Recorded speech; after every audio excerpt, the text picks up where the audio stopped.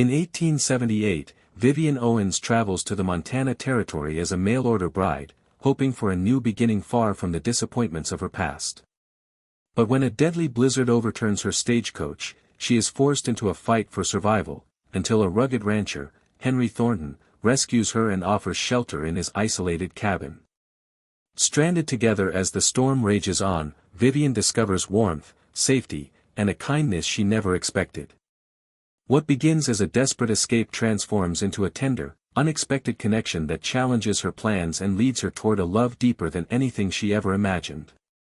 Vivian Owens had never imagined her life would lead her into the unforgiving wilds of the Montana Territory. But after years of loneliness and dwindling prospects back east, she gathered her courage and answered an advertisement to become a mail-order bride.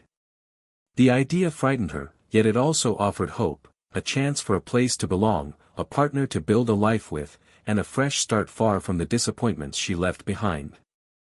The journey began smoothly enough. Vivian traveled by train and wagon, clutching the letters exchanged with the man she was supposed to marry, a rancher named Jonathan Hale. His words had been polite, promising stability and companionship. But as her stagecoach pressed deeper into the snow-covered land, a brutal blizzard swept in, its icy wind howling across the plains like a warning she could not ignore. The horses stumbled, the driver cursed the storm, and visibility dropped to almost nothing. When the stagecoach finally skidded off the road and tipped into a drift, Vivian was thrown into the bitter cold. Trembling, she pulled her shawl tight and forced herself into the wind, searching desperately for shelter. Minutes felt like hours as she trudged through the white fury. Her limbs numbed, her breath stung, and fear clawed at her chest.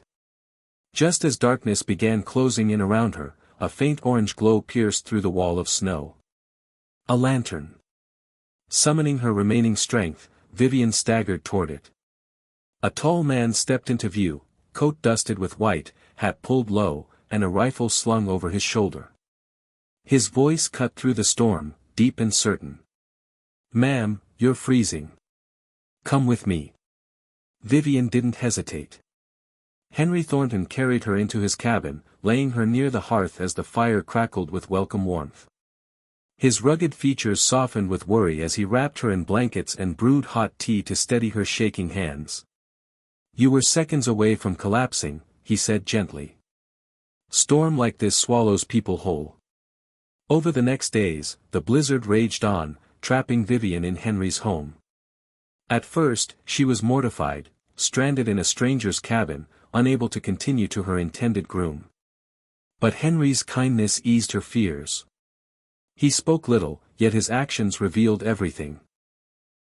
Chopping extra wood to keep her warm, cooking hearty stews, offering his only bed while he slept by the fire. As the storm's fury softened, Vivian found comfort in their conversations. Henry told her of his life, his late father, the ranch he was rebuilding, and the loneliness he tried to ignore. Vivian shared her reason for traveling west, her hope for a fresh start, and her fears of being unwanted. Henry listened without judgment. One night, as snow whispered softly outside, Henry turned toward her with quiet intensity. "You deserve more than what brought you here, Miss Owens," he said. "A woman like you deserves a home where she's cherished." The words warmed her more deeply than any fire. When the blizzard finally cleared, Henry hitched his horse to take her into town. But as they rode, Vivian felt a tightening in her chest. The thought of meeting Jonathan Hale no longer sparked hope, it felt wrong.